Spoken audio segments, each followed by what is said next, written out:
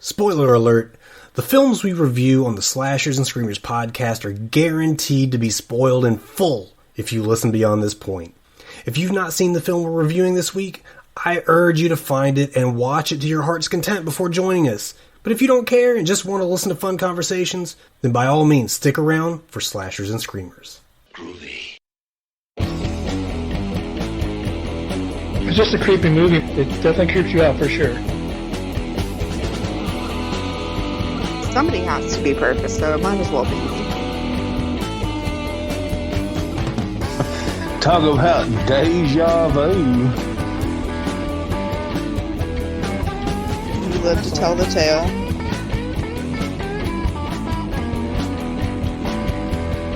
You gotta think like a werewolf. It's the Slashers and Screamers podcast. Welcome to the Slashers and Screamers podcast. I am one of your thousands of hosts, Billy Graves. Let me go ahead and get my illustrious co-host in here, the Godfather of Droll James. How are you, James? I'm pretty good. You dropped some pretty good news on me over the last couple of days, did you not? Yeah, I did. Tell everybody what that was. Me and Bill's going to SmackDown. Good God! WWE. I can't decide if I want to dress like Randy Savage, King Kong Bundy, John Cena, which is really not far from how I dress anyway. I don't know what I want to do, James, but I'm damn excited about it. You can do early John Cena, where his shorts are basically capris. And that person who has not been introduced yet is Final Girl Casey! Hey! Hello, Casey. Hello, Billy. How was your holiday weekend?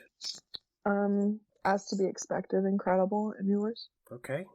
Incredible, which means I won't believe anything that you say, so that's good. It's up to you. It's your choice. Well, I mean, hey, if you are labeled incredible, that means you are not credible, and you suck as a witness. I'm both. And finally, the Memphis Menace, Rick. What's going on there, rockin' Ricky Rialto? Not much. Just, living the dream. You don't say much, but when you do, it's to the point, and I salute you for it. How was your holiday? It's pretty good. Did you overeat? Yeah. Good. Proud of you. That's why we have the same body shape. I like it.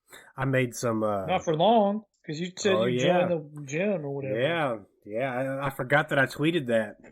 I don't even know why I tweeted it. Now I'm accountable. I would rather not be accountable for going to the gym, but I don't know. I was feeling myself and decided to put it out there to the world, or at least, about 1,000 people to see it, or at least, I don't know, however many people did see it.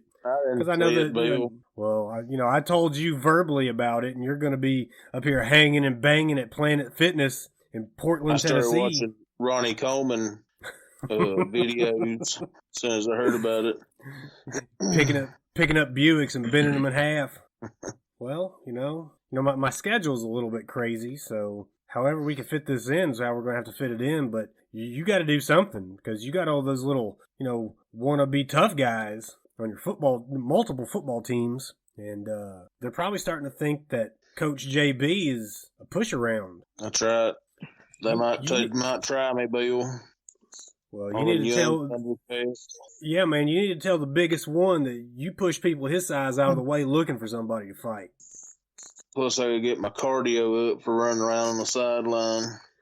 Oh, yeah. I mean, listen, if you can't throw that headset 50 yards, then you might as well just not even take it off. I can't go down out there, Bill. No, you can't go down looking like a punk, James. Not in front of all these kids. Not in front of all those moms in the stands. They're trusting their children to be in the hands of a doer, not a thinker. So I wonder what we got going on in the world of horror this week. Found a pretty cool little website I don't know if it's all inclusive. It's got some good stuff on here. I see that 2 days ago, The Mutilator 2 is in pre-production. Now, dude, yes, I just read that, and I literally yesterday, and I was like, "Holy shit, that's awesome!" The Poodleator.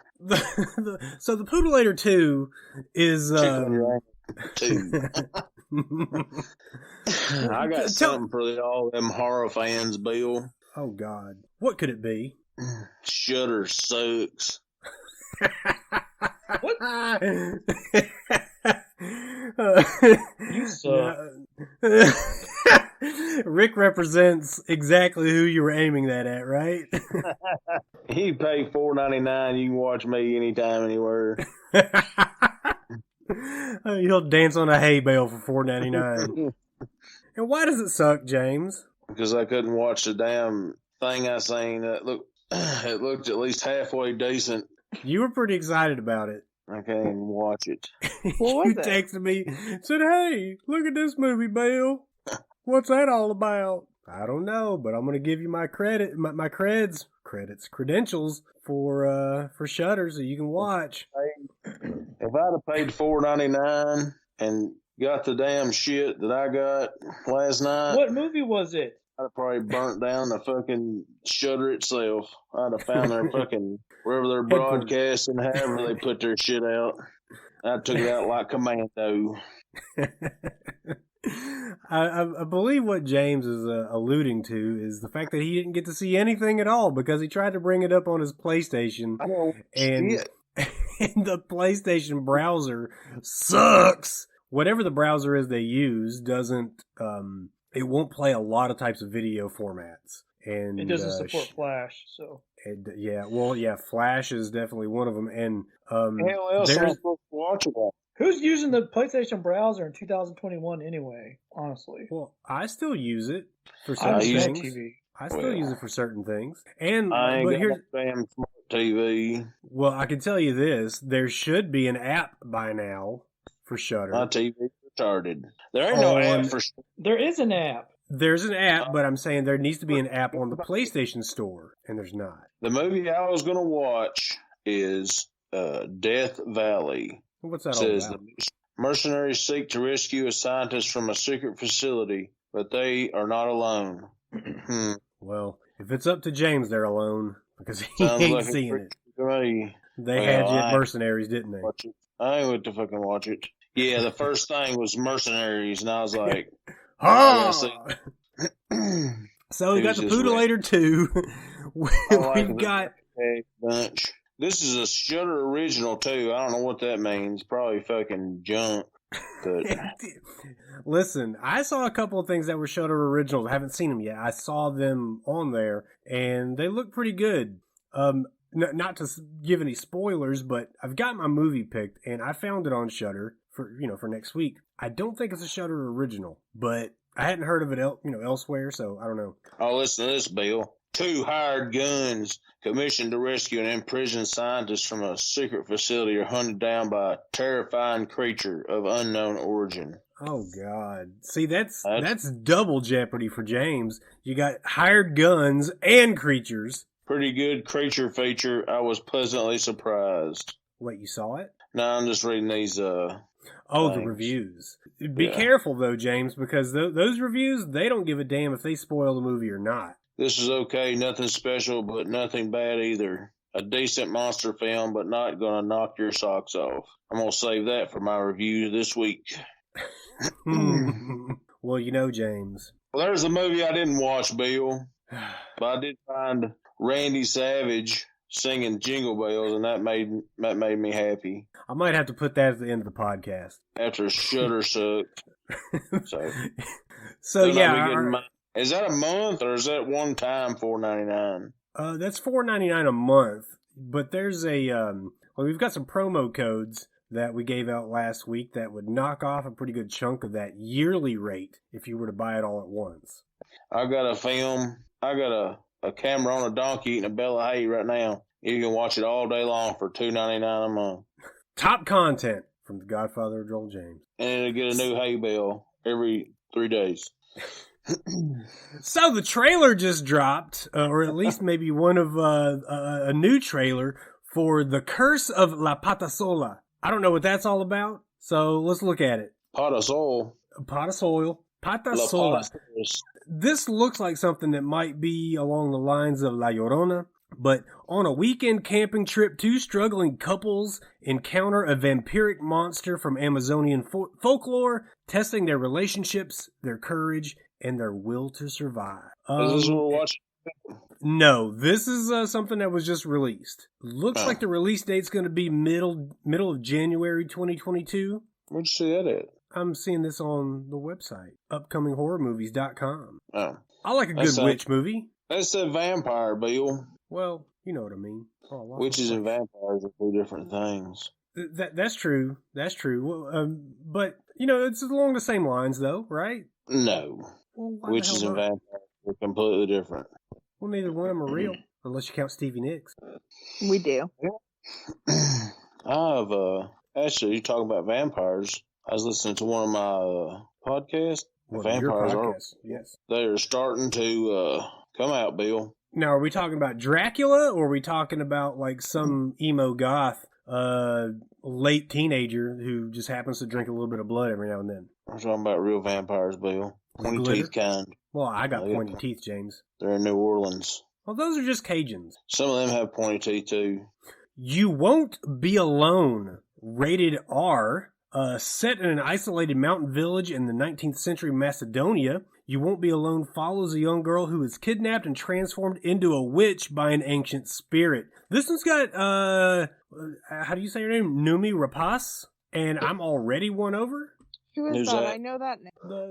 The chick from Dragon Tattoo and Prometheus. Is that girl in Sherlock Holmes? Oh, yes. Who was in Sherlock Holmes? I think she's in the second one, James. Yeah, I watch it. See?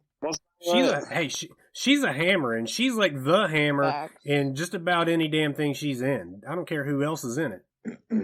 She won me over at the self-inflicted C-section in Prometheus. Is that the same girl? Oh, it's the same girl. That was in Sherlock Holmes? So says you, and so says Casey. What's the name of this movie? You Won't Be Alone. You Won't Be Alive. Alone. Oh, 2022. That's going to take forever. James, we're 5 days away from it. There's a trailer. Do you still think this is 2020? That's not me, Bill. Oh, that thing's got some fingernails on. Well, we're a little bit late on Christmas flicks, but this one's called Nutcracker. It follows a novelist who visits her family for Christmas and finds a mysterious Nutcracker doll, which soon becomes possessed and wreaks havoc. That sounds dope. Who's in that? Patrick Bergen. Patrick Stewart. Patrick Stewart. Patrick Bergen, Beatrice Fletcher, Julie Stevens, and Stephen Staley. This one was directed by Rebecca Matthews, who also directed Pet Graveyard, not to be confused with Pet Cemetery, Bad Nun, Deadly Vows, and Witches of Amityville Academy. That sounds like porno. The Witches of Amityville Academy. I would watch that. Hitting video on demand in March 22 is The Exorcism of God. I mean, why not? You've already exorcised everybody else. Like, everybody gets an exorcism these days. It's like Oprah. I guess God gets one too. This one follows Father Peter Williams, not Peter File, an American exorcist who, being possessed by a demon, was trying to expel, ends up committing the most terrible sacrilege. 18 years later, the consequences of his sin will come back to haunt him, unleashing the greatest battle of evil within. And nobody I know... Okay, you know what? There's one person whose name I recognize here, and that is Iran Castillo, and she was in Mexican soap operas. Oh, wait a minute. No. Hey, is the guy... What was the guy's name from... I don't want to sound stupid if it's not this guy. What was the guy that played Jeffrey from The Fresh Prince of Bel-Air? What was his name? Well, I'm not even going to say it's him because... The butler? Yeah. What was his name? His real name? I already said his fake name, James. It doesn't matter. I'm not going to see it. It's an exorcism movie. Billy's too scared of exorcism movies. Yeah, his name is Joseph Marcel. Yeah, that's him. I knew it was him. I didn't want to say it was him, and then somebody would be like, "Oh, I guess they all look the same to you." No, I can't do that. It looks just like him, but he has not aged. He's not aged one fucking day. Marcel Ledbetter. Marcel Ledbetter is... He's got a white beard. Well, he doesn't in this picture. Still looks the same, like the same Jeffrey we all loved. I love Jeffrey. He looks terrible in this picture. Oh, well, that fucking sucks. He looks like Uncle Phil. Does he look like Phil? Well, Phil's dead.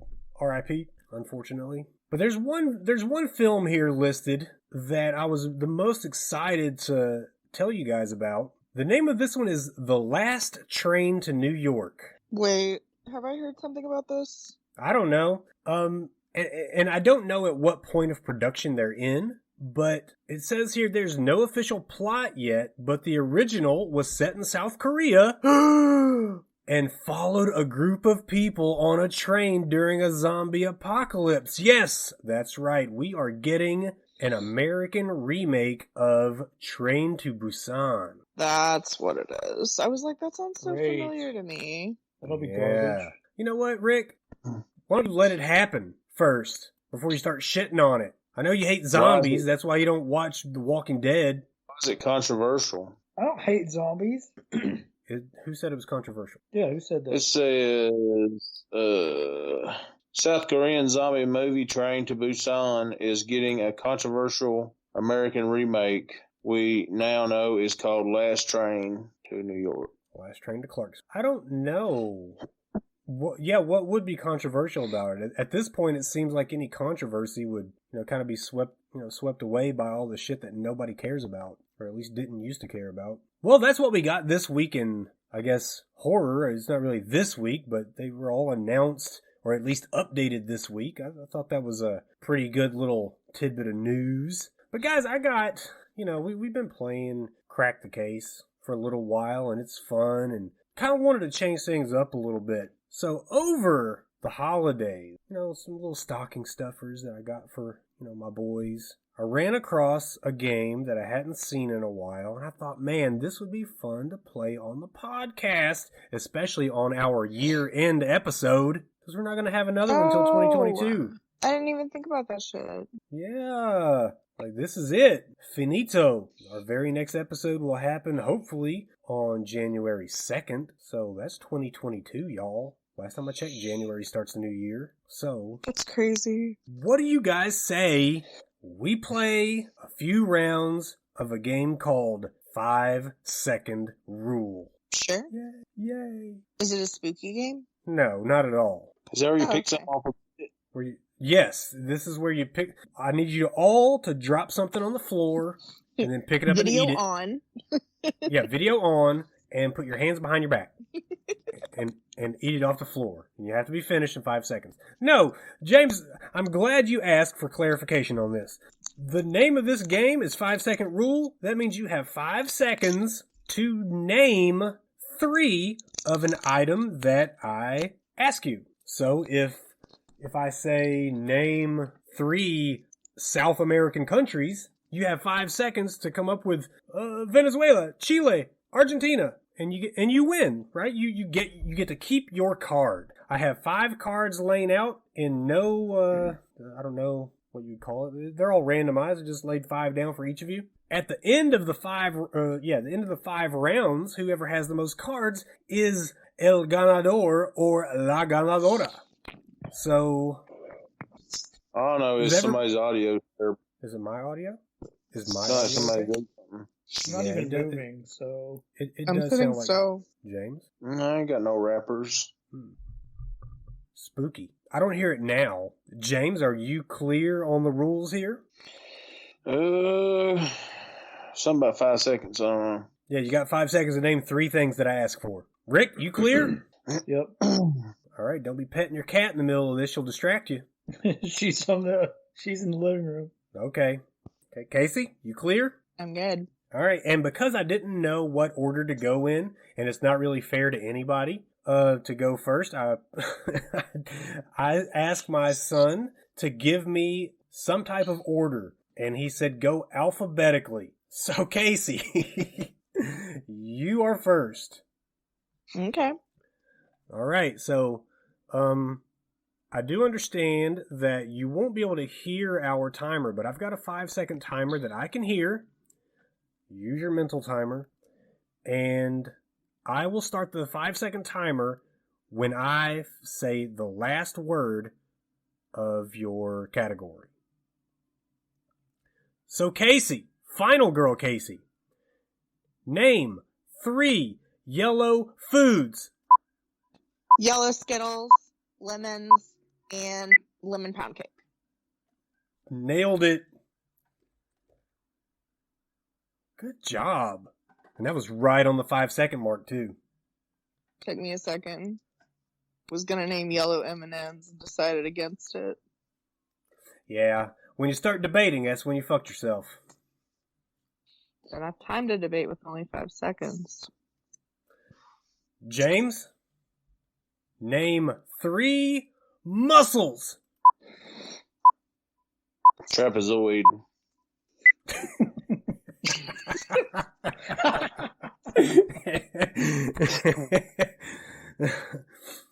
What is the shape of your trapezius?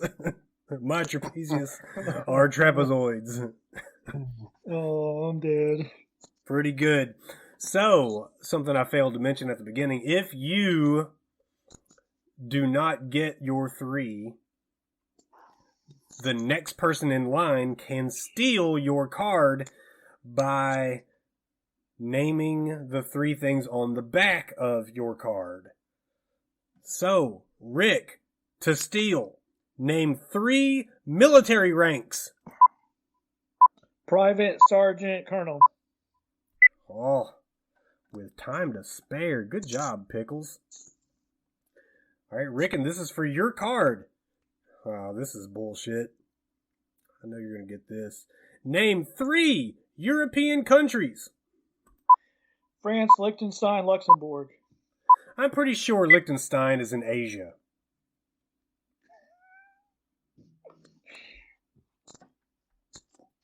What the hell's Liechtenstein?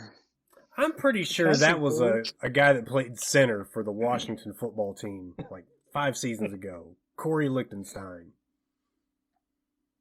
Rick, you better not have made that up. We'll find out. We'll fucking hunt you down. It's a kingdom. They have a prince as their head of state. Google it.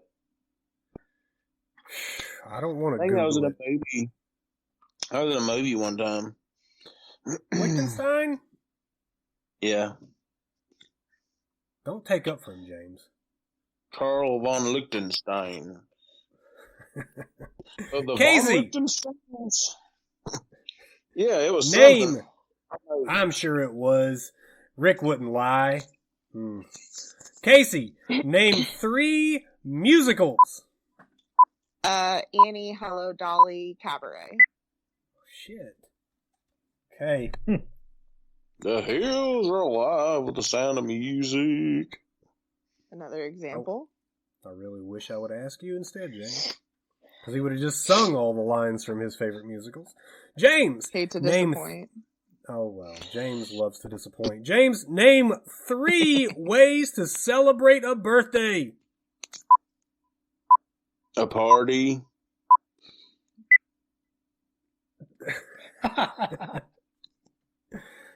That was one. Oh, and by the way, Rick to steal. Actually, no, never mind. I don't have to say that. Well, James this is is stupid. giving the game away to Rick. Rick, name 3. Birthday? Besides a party. A cake. That's with the party. Well, I'm not You going don't to have take to a have packaged party. answer. You could just have a cake.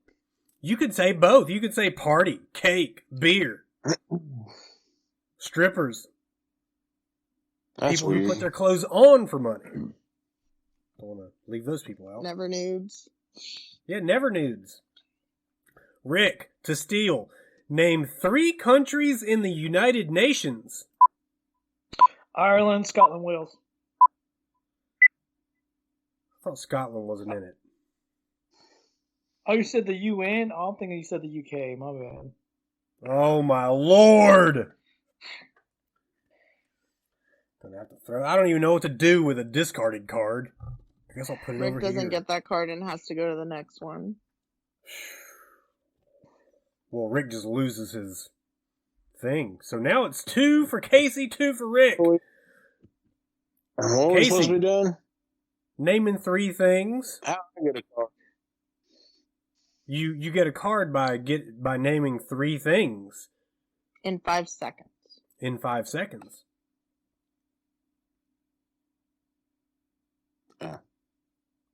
What Casey. 3 things? the things that I tell you on the card. Name 3 ways to celebrate a birthday, is like I did on the last one for you. There's only one way to celebrate a birthday, with a party. There's not. There's not. Oh, there's multiple ways. You could go on a cruise. You could go on a trip. You could go out to dinner. You could have a party. You could go to the club. I mean, Ice Cube had 3 specific ways in a song. Smoking, drinking, and fucking. That's 3 ways right there.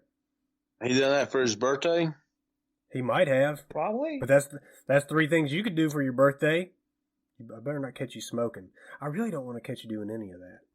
But, Casey, name 3 things with sleeves. Shirts, jackets, Oh, flannel. time! Fuck! I almost said James. vests. Vests! My vest has a sleeve. James, to steal. I know you got this. Name 3 phone apps. God damn it. Oh my god. Rick, I know since you're a little pussy, you can,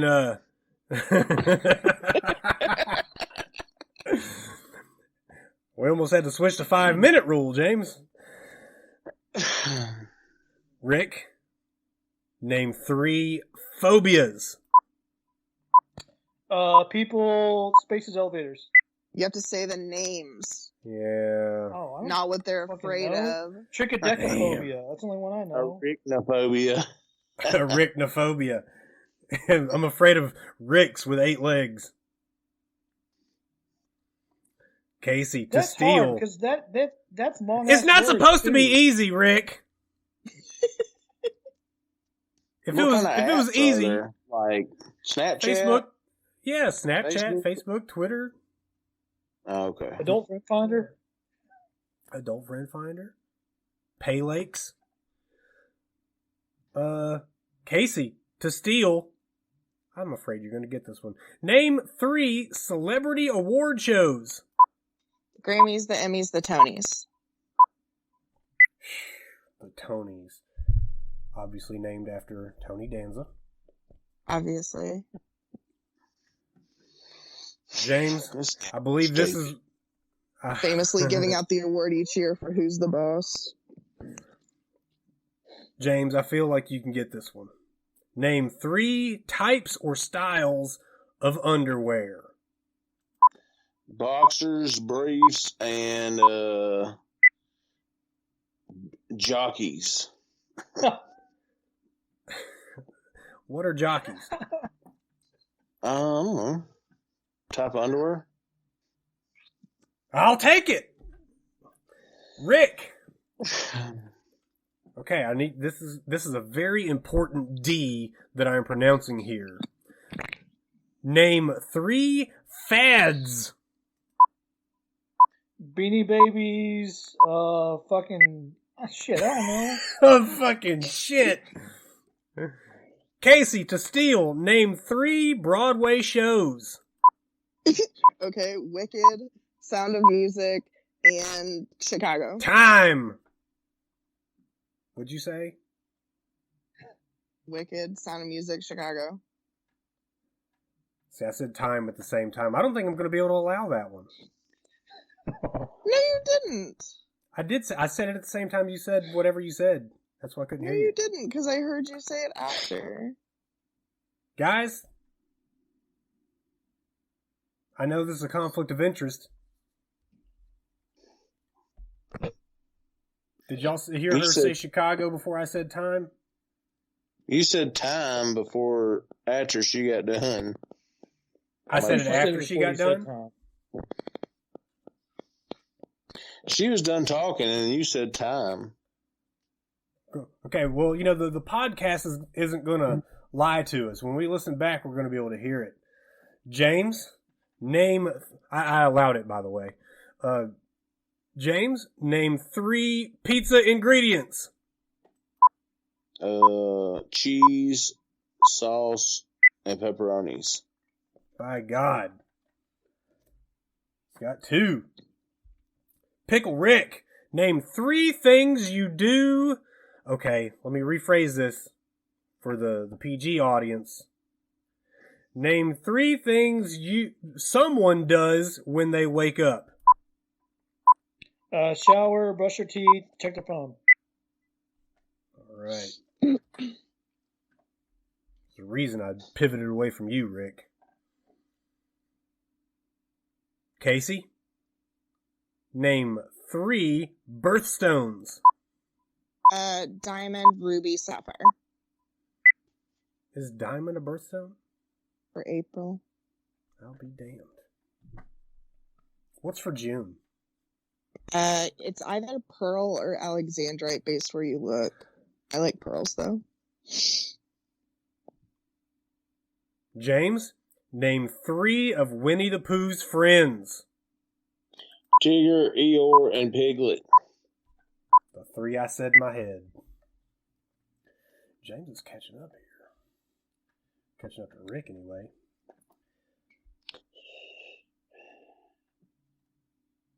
Pickle Rick, name 3 famous landmarks. Washington Monument, Grand Canyon, Mount Rushmore. Oh. Calm your tits, Rick. I don't know how I have one for Casey still. Oh, because these were missed. Okay, Casey, I guess to sew up your win here, name 3 ingredients in chocolate chip cookies. Chocolate chips, butter, sugar. God damn it. Well, looks like Casey has 1, 2, 3, 4, 5, 6 cards. James ended up with a hat trick. Rick ended up with 4. Casey, we congratulate you on winning this meaningless game, but victory is not meaningless when you are the owner of said victory. Thank you. My confidence in myself improved tenfold. Name 3 things that can be tenfold. Okay. Good job. I hope that was fun for everybody. It probably wasn't because only one person won and we have 2 sore losers. But, God, we're here to do one thing, are we not? We're here to talk about our final movie of 2021 and, subsequently, our final Christmas movie of the Christmas season, as we are recording one day after Christmas, but they're still playing Christmas music on the radio, so we may as well stick to Christmas movies, right? Yeah. Well, this might be the horror flick, if you want to say so, that you introduce kids to, right? This could be everybody's first horror flick. It's a safe choice. Do you not think so? No, I thought James was going to say something there. Well, yeah, that's why I said it. I feel like this is a movie that you want to kind of get your kids, you want to ramp them up into, the horror vibe without scaring them too bad. So you're not just going to pull them out of the crib and show them, Texas Chainsaw, right? So you're going to get them in slow. And I think Gremlins is probably the safest thing, unless you count something like Ernest Scared Stupid or something like that, which isn't really even scary, I guess. You guys have referenced that movie so many times since we started this, and I don't know necessarily what it is. At some point, I'm going to have to look it up. It's a fucking masterpiece is what it is. Oh. That's decisive. Rick's just coming unglued. Dude, I love Ernest Scared Stupid. Well, I remember Eartha Kitt being in this movie, and she was my first Catwoman, so I'll always hold that one in high esteem. But it's kind of like the Goosebumps type thing for people who want to see something spooky during Halloween season. But it stars Jim Varney. Well, would you not say that, James? I mean, the Goosebumps series is kind of like, I don't know, the after-school special of horror stuff. It's like not horror scary. Light. Yeah, very horror light. That troll in Ernest Scared Stupid is pretty scary. Okay, well, then that, proves my point, because there are a few things in Gremlins here that are pretty scary. Little spiky... The little spiky-haired ones after they come out of their cocoon? You don't think that would be scary to a young kid? Bill, my first horror movie was Rawhead Rex. We did watch that one. I didn't get no Gremlins when I was little. I think the closest thing to a gremlin was the movies Critters. Yeah. When I was growing up. And that was a little more adult oriented. Pretty Even though hardcore, Gremlins Bill. is pretty hardcore, Gremlins gets a little bit hardcore though. It gets a little bit dark. I mean, you think Christmas, you think you know. I always wanted one of those gizmos for Christmas. Well, who doesn't? Who doesn't want a gizmo? Who doesn't want a They're mogwai? so sweet. They are until. Well, their little song, I love their song. It is like very calming in some aspect. I don't know. Oh yeah, I fell What kind of asleep song? 3 times. It The little thing that sings. hums. The little like You remember trill. that thing? Remember that thing I had, Bill? Tumor. That that little green thing with its eyes. You could set it and make it do things. Furby. Yeah, Furby.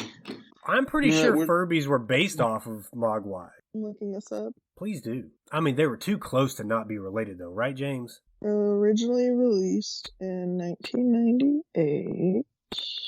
Furbies were? Apparently. Yeah, they had great. You could get them to do anything you wanted to. So in the bathroom? What the hell? James, are you peeing? Better not be. You know he is. He's not. He wouldn't do that. He's What? literally flushed before. He would not. He's pouring something out, I guarantee it. I guarantee, but man, it sounded like it. God. He's probably pouring a damn drink. I don't think so. God. Jimmy Button strikes again. I hate y'all. No. Oh, God. My face. Why are you asking me all these questions? Because you brought up the Furby, James. I was just trying to get some information about it. Well, I didn't want to have no dead air, Bill. Listen, there won't be any dead air after I truncate the silence out of this thing. If there's any silence, it's going to disappear. But what's not going to disappear are those waterfalls that are falling. Me. That was God. soothing sounds of James Brown. You'll never find. It doesn't Casey? say anything about these being styled after Mogwai. Well, Lindsay damn it. had one, my cousin, and they left it in my room. Well, just watched and listened to you and then repeat things that you said. I do remember that, and I don't remember. I don't remember any reason you would have had a Furby in 1998 or 99. Okay, well that's okay. The follow-up part was my cousin Lindsay had one, and they left it in my room, which probably means it got dragged to your room by you. But I'll accept that it got left in your room. It'd wake up at like weird hours of the night and go. "Boo-boo-boo." His eyes. True. I His had eyes one when they came open out, up. and yeah, it used to scare me when I was little, and it would wake up at night. You could hear its eyes like moving around, like looking at Yeah, shit. me and See, I James don't were like both that. scared. I don't like that because whereas I'm not a fan of And I was like, "What's man. this?" but at that You age, see I think we really didn't care about it, you know? You stick your finger in your mouth and go, "Mmm." Well, I don't. It's a good thing Rick didn't have that. So, It goes, listen. Want more? Or it go, "Bah, I'm full." You just kept feeding it, it'd get sick. James, the last doll that I had was the Pee Wee Herman doll with the pull string. It wasn't a doll, it's just like a little bitty thing. You couldn't It's a hold it, doll. it was just a round fur thing with AI intelligence. I thought they had eyes. Like, they left it in my uncle's room, and it would just burp and fart all the time. I'm Is pretty this sure a that was Furby your uncle. or something else? No, it's a Furby. I It don't would remember like, Ryan it doing would mimic you. Okay, it would mimic you. That's different from it just burping and farting. Well, my that's uncle farted all the time, so it picked it up. I'm glad you said that because that was the next thing coming out of my mouth, James. That is mimicking Uncle Mitch. Little do you know. So, we're starting off this flick in what looks First of all, I want to know, where are they? This is Chinatown, right? This was kind of juxtaposed for us that he's in Chinatown. I guess the father of your main character. So why the hell? Indiana. See, I was thinking to myself, like, why? I think it's New York actually, but why on earth does the town where they all live look like any middle America town, and then the town at the beginning of it looks like fucking Gotham City? He couldn't have been further downtown and then go back to the suburbs? Well, he is a traveling salesman, so there's no telling where he was at. A traveling inventor salesman at that. Very important to know. Whatever pocket hero, wherever it is. The bathroom buddy. Yeah, the butthole buddy. So the butthole buddy is what he's selling door to door, and he ends up in a shop that I don't really know what they sell. You walk in, and yeah, we know what he walks out with, and I saw that pretty cool little chess set that Master Sifu is working on, but it's the same shop they bought the monkey paw from. It could be. But, let's talk like about... It's an antique store, isn't it? Yeah. Well, I think it is like an antique store of the probably Chinese variety. Yeah. But the antiques that I saw, I didn't see anything that I was going to walk out with some antique shop. Well, neither did he, except the Mogwai. Is the Mogwai an antique? We don't know how old they are. Could be 500 years old, James. You don't know. You can't just cut it open like a tree and count the rings. Gizmo Gaga. So let's talk about some of our characters real quick. And our traveling inventor salesman, Rand Peltzer, played by Hoyt Axton. This is a really interesting guy. He wrote so many songs. Oh my goodness. I'm talking... Never Been to Spain, Joy to the World, both not the Christmas song, but the Three Dog Night song. He had his own record label. This guy lived a big life. He did his thing. He marched to the beat of his own drum. Served in the U.S. Navy on the Princeton, so hoorah, shipmate. But he's in one of the biggest grossing, or highest grossing 80s films ever, and that's not even what he hung his hat on. What movie? Well, Gremlins. Case. Oh, fuck. I thought you meant a different... No, but what he hung his hat on, though, was his singer-songwriter ability. And sure, he made a whole career out of that. And a really interesting guy. A mountain of a man, but it only has him listed at 6'3". He looks a lot bigger. Yeah, he looked very tall. Yeah.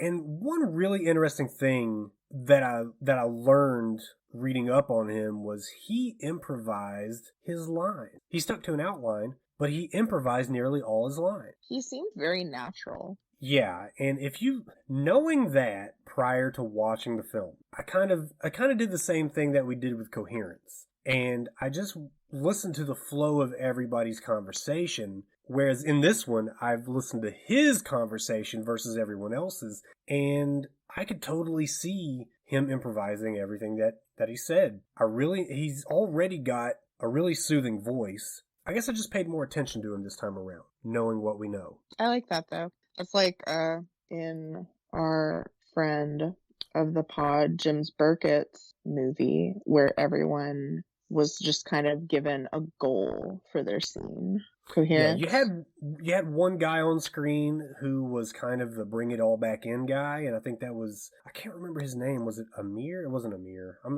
gonna fuck that up altogether. I don't remember his name. Yeah, you had the mole is what they called him though, and yeah, he would bring everybody back in, but they were just given like a goal to reach, like you said, and what? What do you mean, and what? Well, I'm just gonna let you continue because I was kind of. Oh, no, it's fine.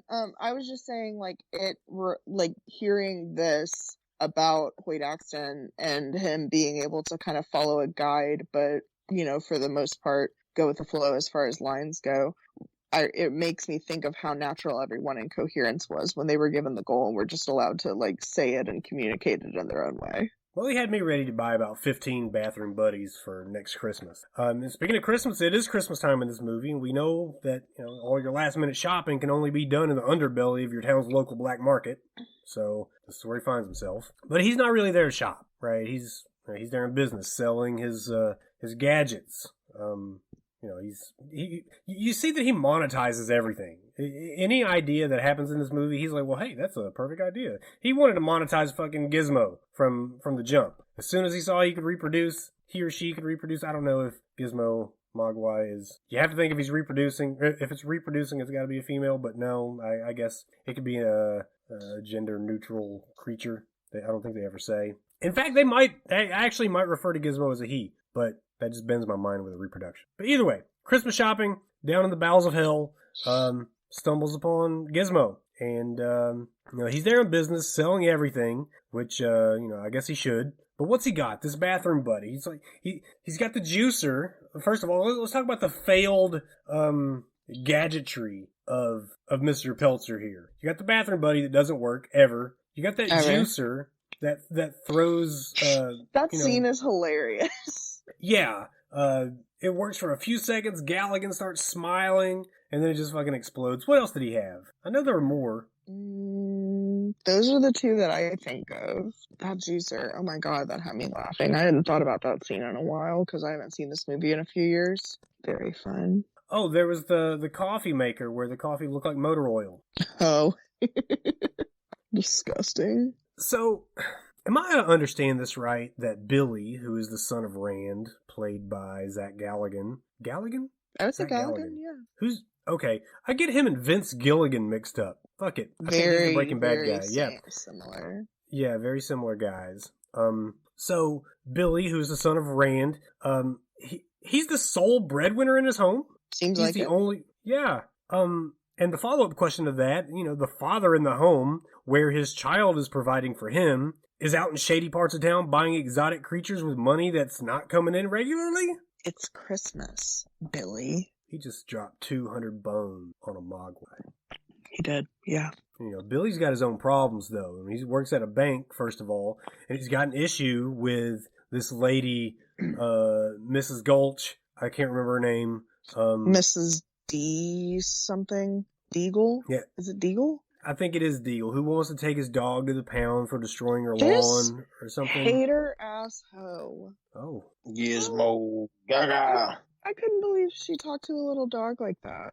Well, I mean, tell me I'm not the only one that got the Mrs. Gulch vibes, though. I don't know who that is. It's the alter ego of the Wicked Witch at the beginning of Wizard of Oz. I didn't know her name, but I know who you're talking about now. Okay, yeah, I see what you mean with the dog thing. Well, they did a whole, recreation here. I want your dog. The dog unties himself from the spot. Of course, Toto never attacks Mrs. Gulch, but... Shoulda, but still. Alright, so before we get too far, what are the unwritten rules to owning the unwritten a gremlin? Or the very clearly stated? Well, they were very clearly stated, but I didn't see a manual. Yeah. What are the rules to owning a Mogwai? You don't feed them constantly. When would you say specifically not to feed them, Rick? I'm just saying, maybe that's a rule. I don't know. No. Okay. You ain't supposed to get them wet. No water, no sunlight, and they can't eat after midnight. After midnight. I feel like the one person on this show who should not own a Mogwai is Rick. Is it because he doesn't know the rules? It's because he doesn't know the rules. I don't remember that shit. Didn't you just watch it today? I watched it yesterday. Do you have amnesia? Yeah, I'm gonna remember. This is the rules for owning a gremlin, guys. Are you Jason Bourne? I don't know. I mean, that's the reason the whole plot to the movie happens, is they don't follow the rules, so... Yeah, James watched and understood this movie. You would think you'd remember something like that. Were there even gremlins in this movie? If they'd have followed the rules, there wldn't have been. If they'd followed the rules... Billy. Rick is basically Billy from this movie. Here's some chicken. Don't feed them constantly. Don't feed them after midnight. So Rick would be like, hey, I haven't fed him in a long time, and here it is, 1 a.m. I'm going to give him this leg of lamb. A leg of lamb. A leg of lamb. So Like all these rules are opposed to what, Billy had in front of him the whole time. A Kate played by Phoebe Cates, who you would feed after midnight if she wanted it, and who you would want to get wet. And honestly, I'd want to do it with the lights on with her, so the bright lights are a good thing too. So Phoebe Cates, undisputed hammer of this film, and I don't think there's much of an argument. It's not even close. No. Like, listen, Phoebe Cates is the hammer in any movie that she appears in. I can't think of one exception. Private School? Is that what it was called? Private School? I don't think Betsy Russell was in that one, but she would be a second place. She'd be a runner-up. But no, Phoebe Cates. And Phoebe Cates in Gremlins. Oh, my God. Damn them for keeping it PG-13. Actually, not PG-13. It was PG, and it, along with Indiana Jones and the Temple of Doom, inspired movie makers and the MPAA to develop a PG-13 rating. That's what it was. That's where I got PG-13. Good call. You're welcome. Good call on that. Thank you. But you know what? If Phoebe Cates wasn't in this Phoebe film, Cates married to Kevin Kline? Yes, Phoebe Cates is married to Kevin Kline. Has been for a long time. Like since the 80s. Kline? No, I don't think so. No, that's Kevin Spacey. What was the question? Is Kevin Kline a perv? Oh yeah, that is Spacey for sure. Yeah. Kevin Kline's he's pretty favorite much kept his movie, nose Bill? clean. Huh? She's in one of your favorite movies, Drop Dead Fred. That was a pretty decent movie. I don't know where you're getting that. It was one of my favorites. You always told me it was one of your favorites. Maybe you were thinking of Right Said Fred. Mm-mm. Well, okay, no. Maybe in its time I liked it more than I do now. It didn't stick with me for like any amount of time, but in its time I did like that movie. Had a fun premise, but man, Phoebe Cates was it. Now, if she wasn't in this movie and they replaced her with just, your average Jane, who's the hammer of this film? Gizmo. Listen, I'm not going to let y'all disparage the good goddamn name of Zach Galligan, okay? Zach Galligan should have been a multi-time leading man in the pictures. He was a handsome young devil, and he was actually reading for Back to the Future. I can't remember what other parts that they said that he was up for, but he was right there. He was going to be Luke Skywalker. Is that legit? Yeah. It come down between him and Mark Hamill. Imagine Star Wars with Zach Galligan or Vince Gilligan. I think Gremlins might be the only thing I've seen him in. It is his only notable work. He's an acting coach. Yeah, he's an acting coach right now. But he didn't do anything major after that. And really, Phoebe Cates didn't do a lot either. She retired from acting in like the early 90s, probably after Drop Dead Fred. Did something like in the early 2000s only because her child was in the film, I think. She's just not in it. She is about that home life, and maybe that's why she and Kevin Kline have lasted for so long. Maybe. But let's talk about somebody who didn't have it so smooth, and somebody I'm completely rooting for, and talking about Corey Feldman is also in this film, and a smaller part. I love him. I love Corey Feldman. It's like, is this guy 80s cinema royalty or what? Oh, one of the top. Listen, man, it ain't that easy. I just can't just clear codes. What's going on over there? Corey Feldman? Corey Haim or Corey Feldman? Go. Corey Feldman. Feldman, for sure. I always liked that movie, Dream a Little Dream, or whatever it is. Was it Dream a Where Little they Dream? sneak out their dad's car. There was a License to Drive. couple. Yeah, they had a couple of films though where they had a lot of films together, right? I don't remember all their films together, but like Haim died, that did a number on Feldman. That was so sad. Yeah, and Feldman really got exploited, in more ways than one in the 80s. But I mean, we're talking about a guy that was in Stand By Me, Goonies, Friday the 13th Part 4, Gremlins, all before he could even drive a car. The Lost Boys. One of my The Lost faves. Boys.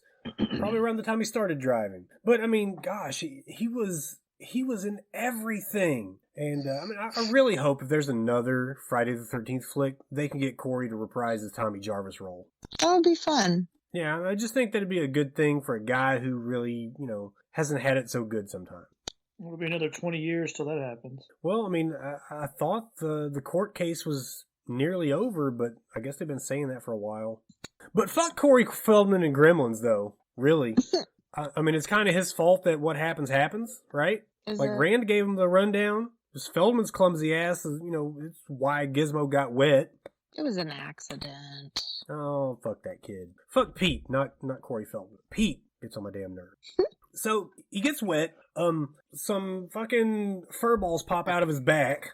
A little weird. Voila. Yeah, and it seems like they pretended that this was just something that happened every day. They knew that Gizmo couldn't be wet. Rand gave them the rundown. Like I said, they knew the rules. So once Gizmo gets wet, they just leave him there. It may as well be like hot vegetable oil on his back, cooking him to death, but nobody ever dries him off. They just leave him laying there, face down, looking at the fur ball on the ground, and out come a whole bunch of little Gizmos. Mogwai.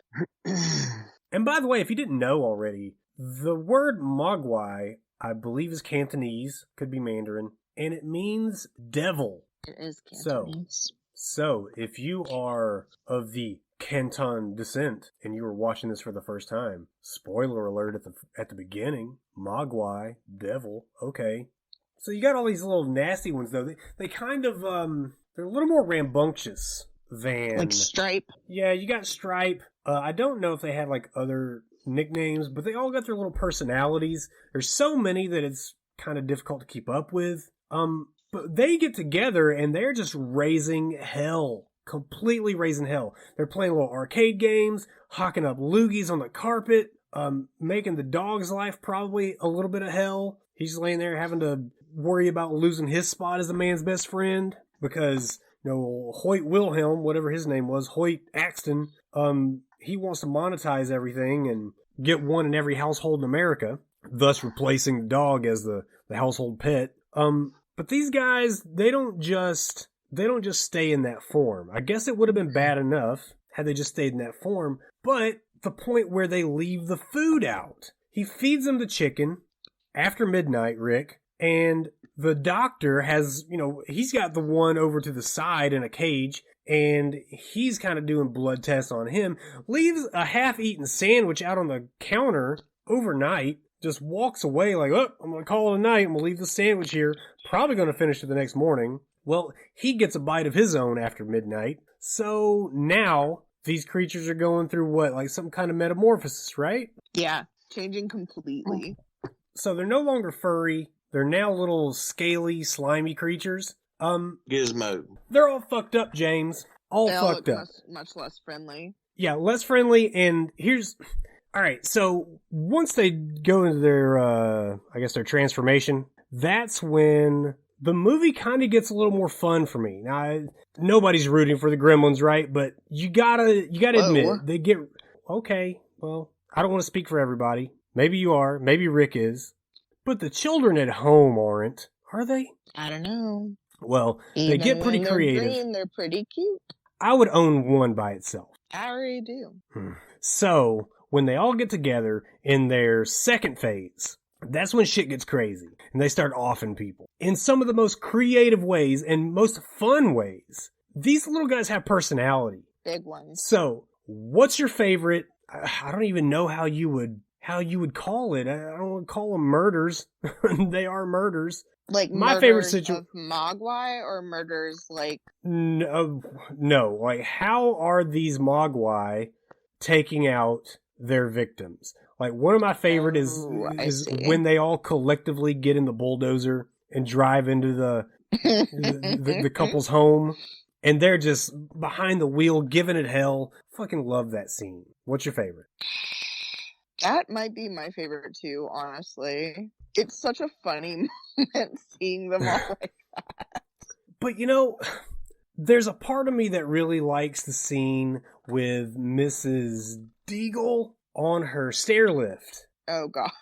And they they have the wherewithal to rewire this stair lift as she gets off it at the bottom of the stairs. she gets back on it. She's running away from him. And this thing just fucking takes her up the stairs and launches her into outer space. Which I think as a little kid, when you see a stair lift, like, this is the movie I think of. When you see the commercials for the... If I've ever seen the commercials or a stair lift in, like, other media, like, this is what I revisit. This is the moment I go back to.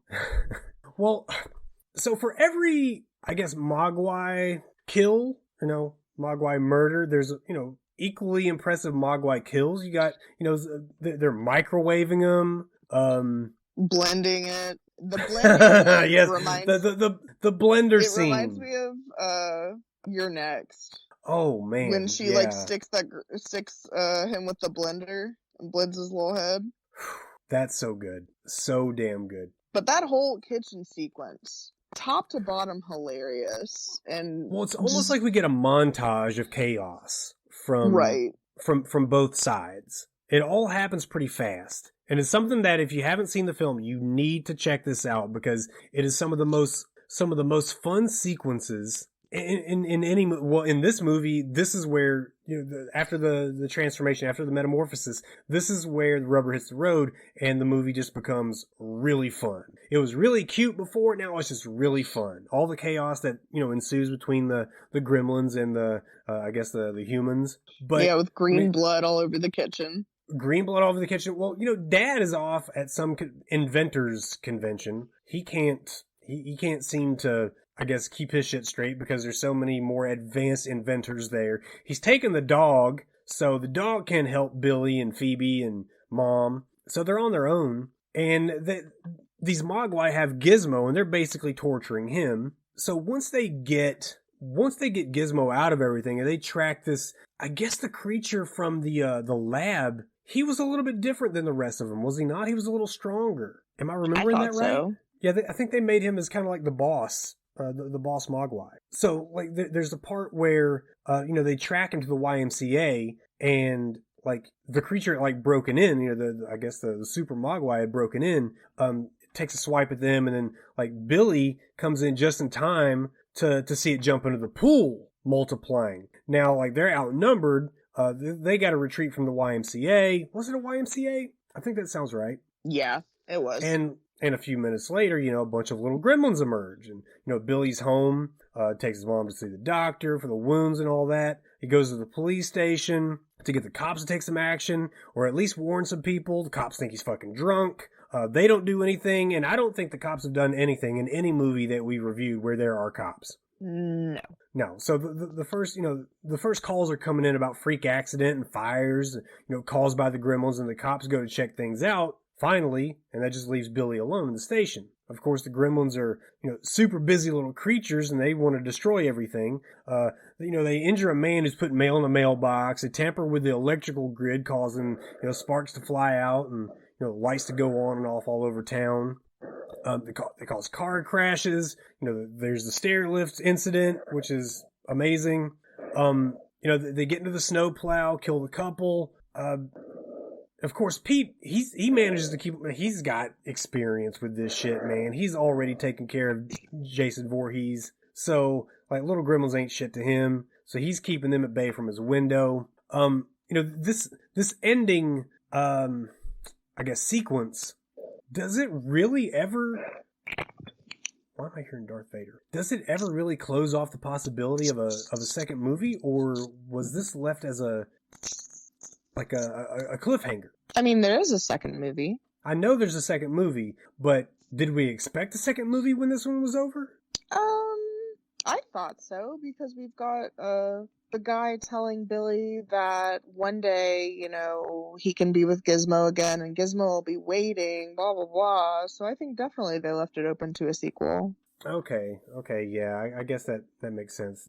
Gizmo's still alive, so of course there can be more things happen. But the final scene there with the gremlins in the movie theater, I think they're watching Snow White and the Seven Dwarfs. They are. Why did this scene make me think so much of Inglourious Bastards? and why did I expect Billy and Phoebe, or Billy and Kate, to lock them in and just burn the place to the ground? I mean, Well, I guess that's not in the theater, but it ends with kind of like fire, Gizmo exposing Stripe to the light. Not in the theater, but the end of that sequence. I went down, but I'm back. Thank goodness. Couldn't do it without you, JB. Chair tried to get you. Well, you know what, James? It's a good thing you checked it out, because you could have had an issue like Mrs. Deagle, and somebody rewired her shit and you get shot in outer space like she did. Could have had a gremlin incident right here. That's what I was thinking the whole time. So I don't know. I'm glad you're all right. I'm glad you're back. But we are we're kind of talking about the movie theater scene where they're watching Snow White, and I drew a parallel to Inglourious Bastards and the ending of that movie, burning down the movie theater. But of course, Stripe is the one that kind of survives everything, and it's like he's the I don't know if he's the last one or the second to last one, but he's got that they find themselves in that store and he's attacking Billy with that tennis ball launcher. Rick, I don't know about you. Casey, I really doubt. You guys didn't get to watch American Gladiators, right? I don't think No, so, I did. You did? I watched it. Like the original show back in like the early 90s? Yes. Early 90s, I was busy. You were busy. Yeah. Busy with your own metamorphosis. Well, that's what I thought of when I saw the tennis ball launcher. I'm pretty sure that James and I played various games. What? I'm working on this chair, Bill. So why are you not muted? My bad. I thought he was going to back me up on the American Gladiator. No, but that story. makes sense. I mean, that tennis ball thing. Now I think about it, does I played American back to watching Gladiators. American Gladiators. We played American Gladiators, and Rick, you know what I'm getting at with the tennis ball launcher. That is like there's a video game, but we played in your bedroom too, like where we'd throw something behind obstacles and try to get up to ring the bell or whatever it was that they had to do. But that's what it reminded me of. Watching the Gremlins really takes me back to childhood and the shit that we would do, and you remember things based on what was hot at the time, and very little was hotter than Gremlins, at least on the big screen. But back to Stripe and Kate and Billy. They got the tennis ball shooter. They get into the back rooms. They have their little fights, like with the lights and such. But Stripe is using the items he finds in the store to attack Billy. There's the launcher, the crossbow, a chainsaw. Kate, of course, in the back room finds like a set of circuit breakers, and she starts turning stuff on and off randomly. The background music system, some lights, a water fountain. Of course, Billy's beating the shit out of him with a baseball bat, or at least trying to. And this is where he really loses me as the leading man, because he looked very uncoordinated in this scene. So maybe that's why he didn't get the Back to the Future role. Wait, did this come before Back to the Future or after? I think this came after Back to the Future. This was the same set. I can find out. So yeah, it was after. Okay, so it was between 1 and 2. Yeah, because the set was the same. The town they're in. That's cool. Yep. Yeah, so that is one piece of trivia that I saw as well about were the towns named the same way in the 3 films? I can't remember. Yeah, I think so. I mean, I don't know why that would have been different. I'm trying to think of the name of the town that we're talking about here. I hate drawing a blank, but either way, Dad's just now coming back into town. Rand, that is. Hill Valley is the town. Back to the Hill Future. Valley, thank you. God, that was going to bother me all night. So they get Stripe into the water, melts into a puddle of goo, ooze, junk. Oh. Yeah, something you want to drink. And of course, you get the obligatory final scare as he jumps back out, his little decaying body. But of course, he can't handle the sunlight, right? It's a rule you got to remember, Rick. When your own gremlin turns against you, you got to use the sunlight. And basically, they all return home. And of course, with the Peltzer families watching the news about all the destruction and where they describe it as a series of unexplained accidents and fires. How did nobody see anything that was happening? But they are confronted by the owner of the Chinese junk shop. You might call it an antique shop. I'll call it a junk shop. And they're proved once again to be the only people that are responsible enough to take care of Mogwai. So it gets repoed. Yeah, it gets repoed, and you can just see the disgust in the store owner's face for anything Western society related. And of course, the destructive gremlin infestation is probably why he's right. I think his name was Mr. Wing, but he gives the money back, all $200, and he takes Gizmo back with him. But before he goes, he tells Billy that one day he might be ready to become the creature's caretaker, leaving us set up directly for a sequel. For a new batch, you might say. I might. You know what I thought was cool about this one? Tell me.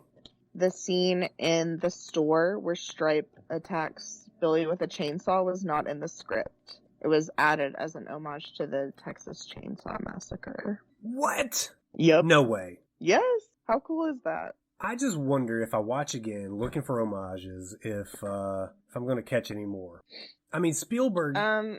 I guess that's not an homage, but I know there's the scene where we see Billy watching Invasion of the Body Snatchers. So this was a Chris Columbus directed film, right? Yep. Did Spielberg have any hand in this? I can't remember if he had something. I don't think he executive produced this, did he? No. I don't know why I thought that. Oh, okay. It didn't say on the side, but it does here. Steven Spielberg was the film's executive producer. You're right. Okay. So for some reason they didn't have it listed on the side like it normally does on Wikipedia. You know what I mean? I guess you just want to give Chris Columbus his props. But nothing with Spielberg is ever accidental. He designed Gizmo with his little, the color pattern in his hair, fur, whatever you want to call it, to match his own dog. So, like, small details like that they're never accidental. So, yeah, this, we were talking earlier about Rand, Hoyt, what's his last name? Hoyt Axton. Hoyt Axton. How he's got the perfect voice. And I wondered, why he didn't narrate more of the movie. Well, the movie does end with Rand's voice telling viewers that if they have any explained electrical or mechanical problems, they should be alert for gremlins. And that especially goes for you right now, James. James is busy fixing his chair. But you know what? There are a few interesting names of people who could have been in this movie but weren't. Do tell. Pat Hingle. I don't know if that name rings a bell. He is the guy who owned the truck stop in Maximum Overdrive. Oh, okay. Okay, he was an asshole in that movie, right? Yeah.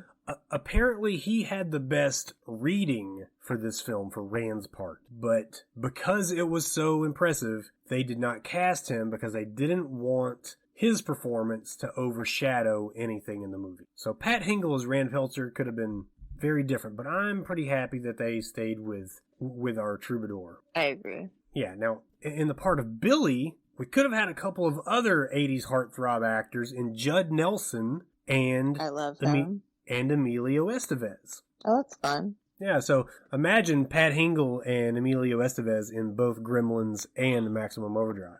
That would be kind of cool. Well, let's go ahead and do our final thoughts on Gremlins and, really, honestly, what it meant to you growing up. I don't know if... I know it is a Christmas movie, but it didn't actually get released during the Christmas season. This was a summer release. It was like June or July, I think. Got to keep the horror spirit and the Christmas spirit alive year round.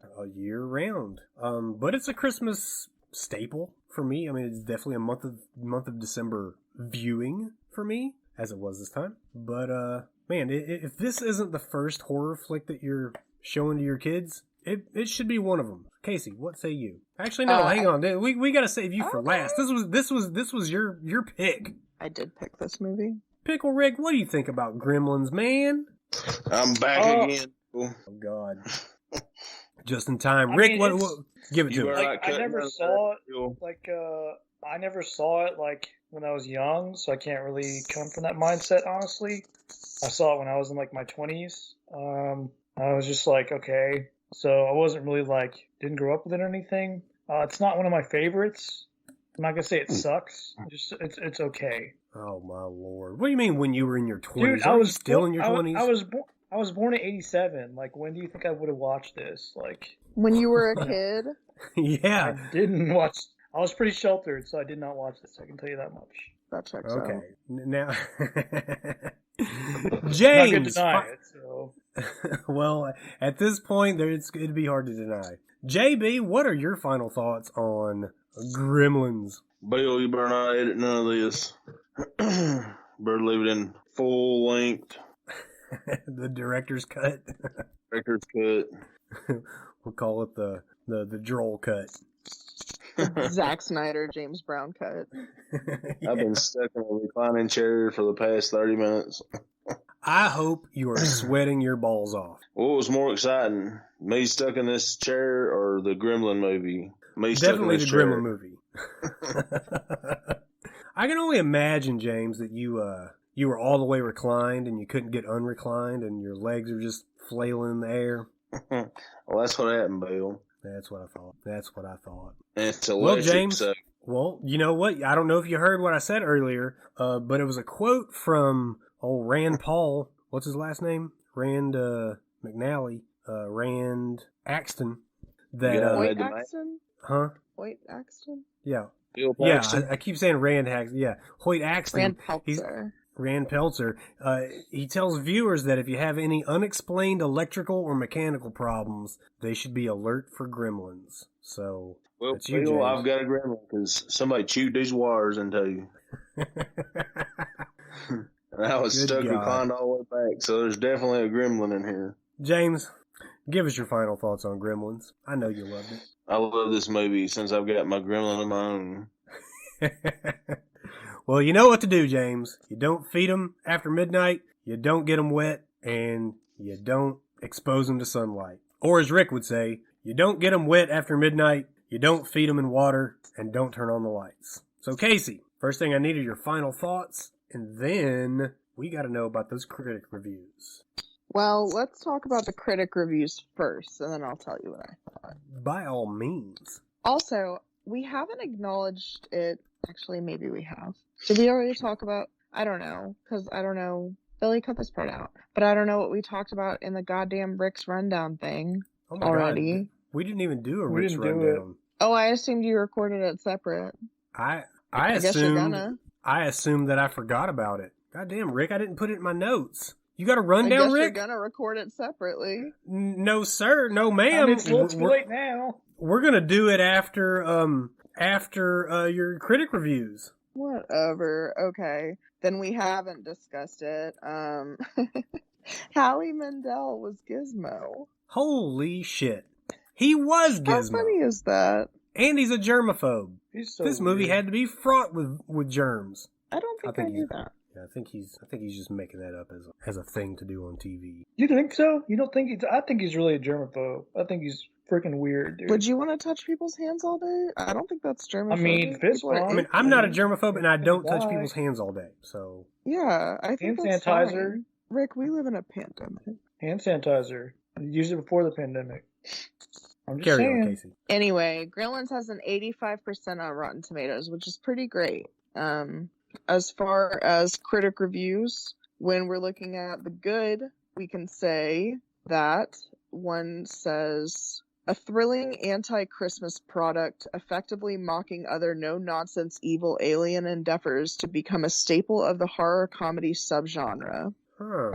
A bad Yes. review is spoof horror doesn't horrify, it sickens. Spoof comedy doesn't amuse, it annoys. Spoof comic horror is for the stuffed birds, and I think that guy's a hater. That guy's a major hater. Like, this is a good movie. Someone we've discussed before who's usually a major hater. Roger Ebert liked this movie, giving it 3 out of 4 stars and saying that it was fun and also a sly series of send-ups. Well, he just wanted to work in that alliteration. Clearly. Well, what are your final thoughts, though, Casey? That's what's really important. I picked this movie. I didn't see this movie until I was older, probably towards the end of high school. And I didn't 3 years realize ago. it was your mom. I didn't realize that it was a Christmas movie until someone told me that, and then they were like, "Oh, well, if you've never seen it, it's a Christmas movie. It's Christmas time. We have to watch it." And I love this movie. It is so fun. And it was released around the same time as what? Ghostbusters and... Same day. Same day as Ghostbusters, and there was something else. And, well, actually, I think Ghostbusters was the main thing. And it came in second, but very closely outdid Ghostbusters. This wasn't like some small deal novelty movie. this was like the real deal, like biggest movies, you know, the top handful of movies that were out at the time. And for good reason, man. This is a great fucking flick. So, Rick, I don't want to leave you out. I would never do something like that on purpose. You got that rundown handy, son? Yeah, I've been ready. God, for the last hour and a half, I've been ready. So we did Gremlins.